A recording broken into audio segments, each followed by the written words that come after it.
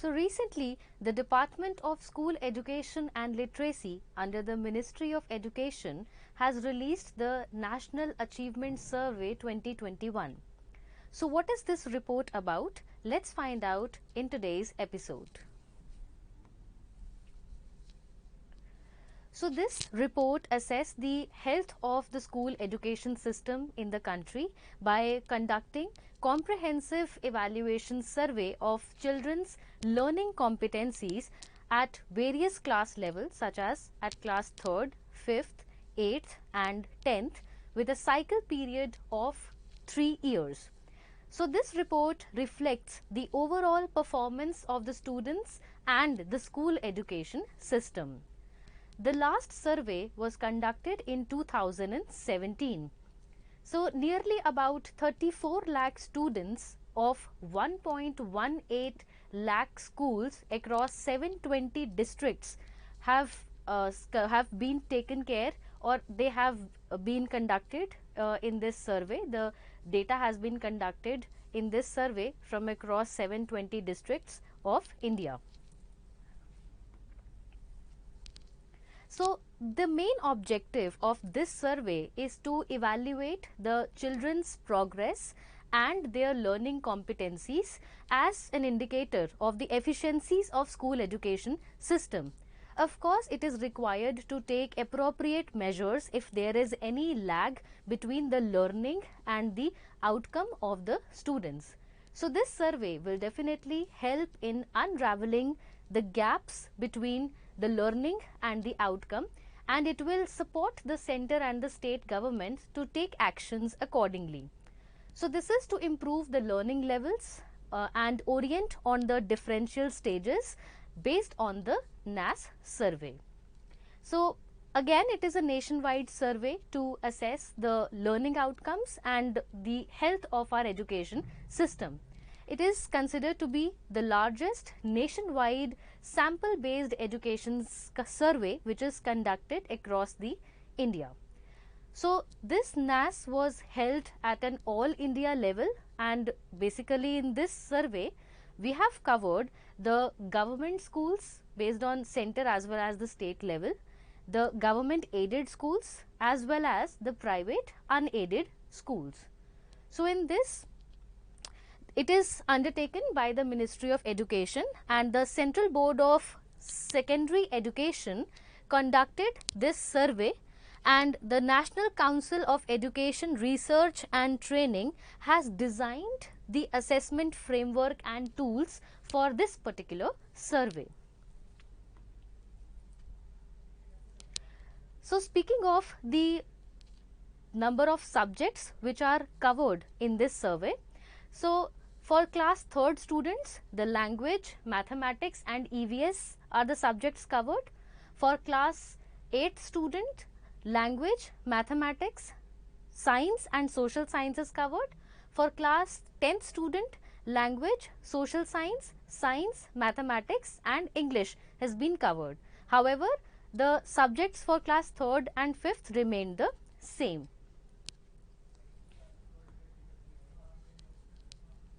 So speaking of the medium of instruction of this survey, so it has been covered in 22 different languages such as English, Assamese, Bengali, Gujarati, Kannada, Hindi, Malayalam, Marathi, Manipuri, Mizo, Punjabi, Odia, Telugu, then we have Tamil, Bodo, Urdu, Garo, Konkani, Khasi, Bhutia, Nepali and Lepcha.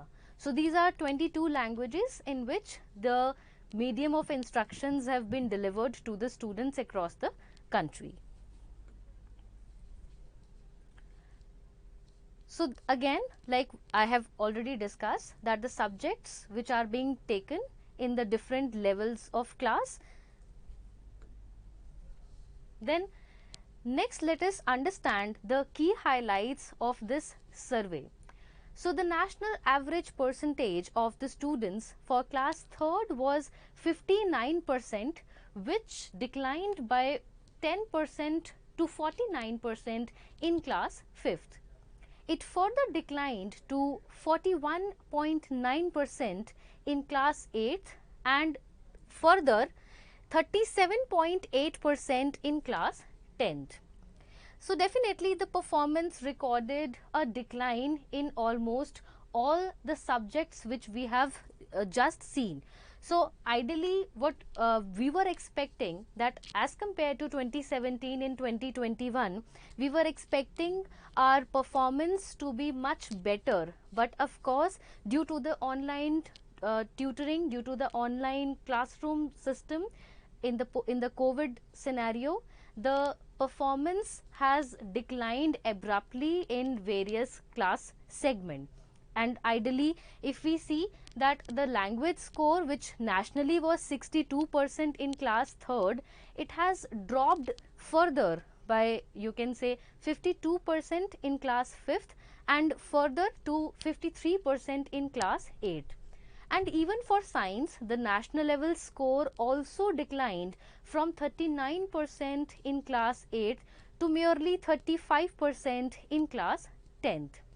And also in the mathematics, the national score was 57% in class 3rd, which is dropping by almost 10% to 44% in class 5th, then further 36% in class 8th and 32% in class 10th, which means that as the students are growing further in their classrooms or they are promoting to the higher classrooms, the level of understanding, the level of numeracy is going downwards as compared to 2017.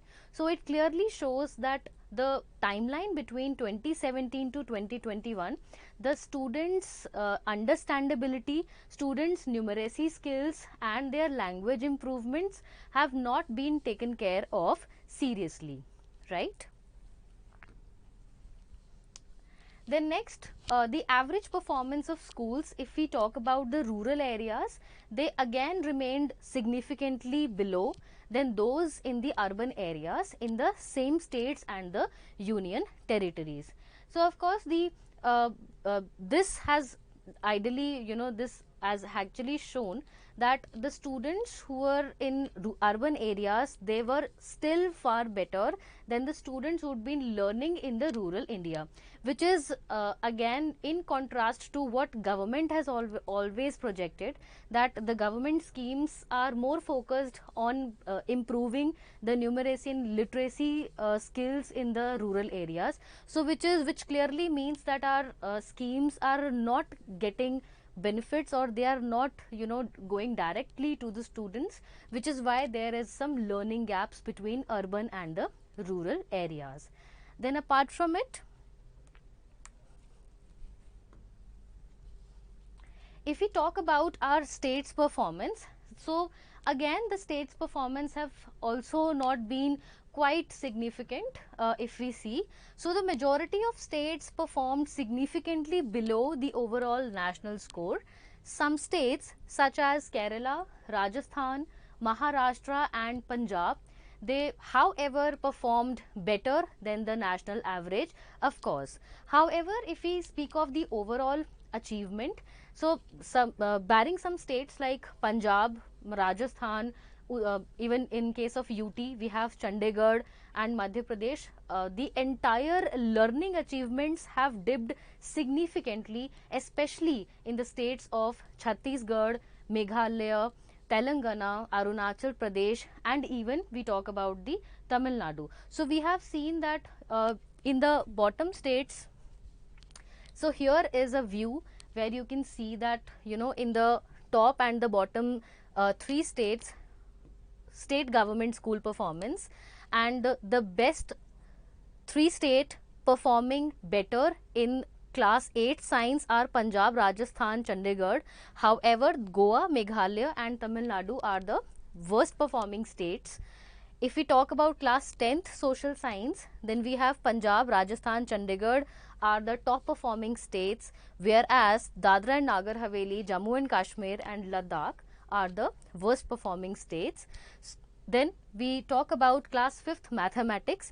We have again Punjab, Rajasthan and Madhya Pradesh topping the list. However, Arunachal Pradesh, Sikkim, Delhi and Goa are the bottom 3 states in the list. Then in the class 3 language, we have Punjab, Madhya Pradesh and Rajasthan, again scoring well, but Dadra and Nagar Haveli, Delhi, Arunachal, they are at the bottom ranking.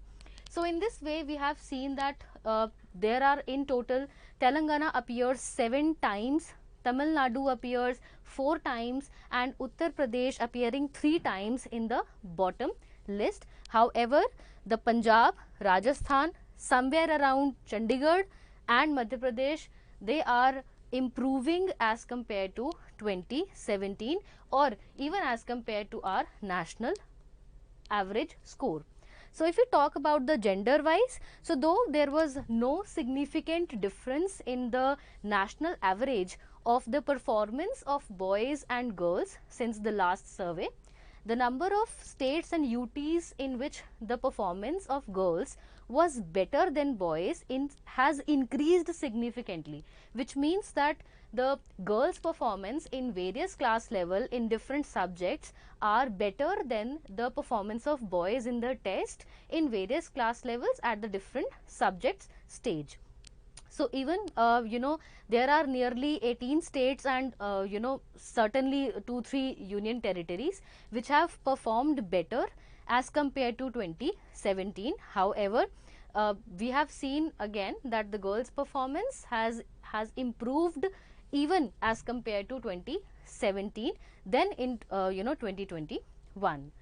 So then next we have even a category wise report. So in terms of social group, for example, we have scheduled castes, scheduled tribes, other backward classes. So the students, however, have remained low in almost all the classes across the states in comparison to the general category. Even in class 10th, be it English, be it mathematics, social science, so which clearly has been again a gap has been seen here, that these social groups are not being taken, either not being taken care of properly, or there is some gap in their learning outcomes, or their engagement in the education is still there are some gaps in it. So the general category is doing better in the skill assessment as compared to the social groups. So overall, this survey was kind of giving us a clear indicator that still our school management, our learning outcomes, our curriculum, our pupil tutor ratio, they still need to be reconsidered, reviewed and revised timely. Even though the government has given us major initiatives in the previous 2-3 years, and especially during the COVID times, government has gone through completely to the hybrid mode, wherein the government was trying to help students via radio channels, even through the online portals to help students, but still there are some learning gaps. So now let us understand the status of education in India. So again, the part 4 of the Indian Constitution, Article 34 and Article 39 of the Directive Principles of State Policy under subset F has a provision for state funded as well as the equitable and accessible education. So even clearly we have under the 86th amendment in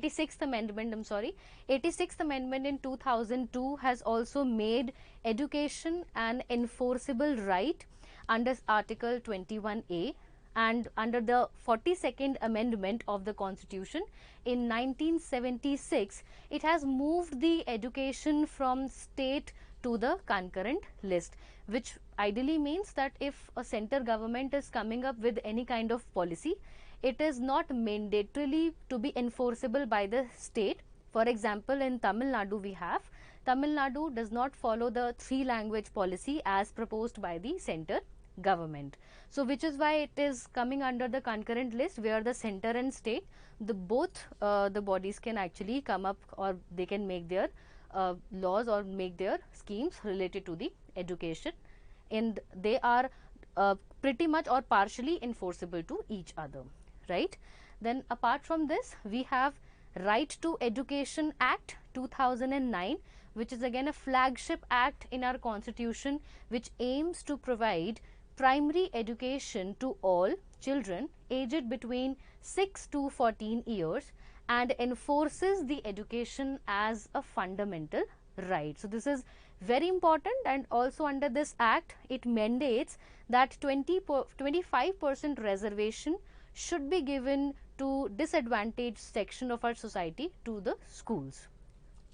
There are several government initiatives taken in respect of the improving the education system in our country. For example, the most recent one being the National Education Policy, which was ruled out by the center government in 2020, and it was basically to give global knowledge manpower to superpower to India, and we are projecting to increase, to enhance our literacy level through this national education policy. So under this policy, even the cabinet has renamed the Ministry of Human Resource Development to the Ministry of Education, and the most important part of this policy was that it has actually been projecting to change the current 10+2 system to 5+3+3+4 system. And also under this, there are several other initiatives which are being planned by the government. For example, the vocational education to start from class 5th, and even the class 10th and 12th boards to be made a bit easier and more proactive for the students, so that they put more focus on learning than than cramming any subject.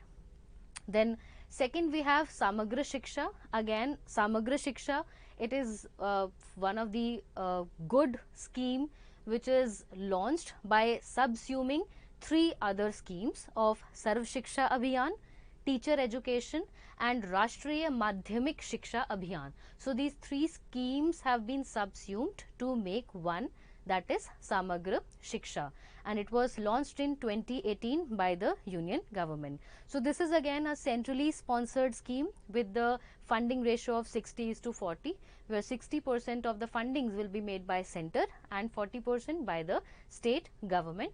And again, this scheme, ideally it promotes the holistic development of a child when it comes to the school.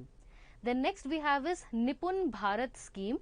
So Nipun stands for National Initiative of Proficiency in Reading with Understanding and Numeracy.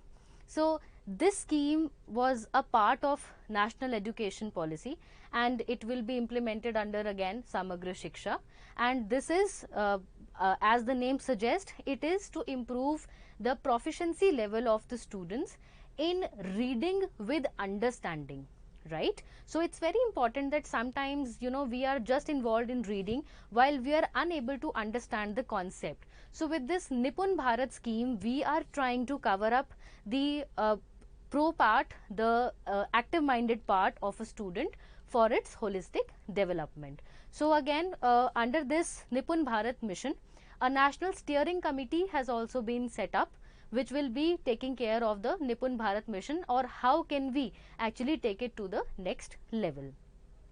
Then next we have is Unified District Information System for Education, which is UDISE.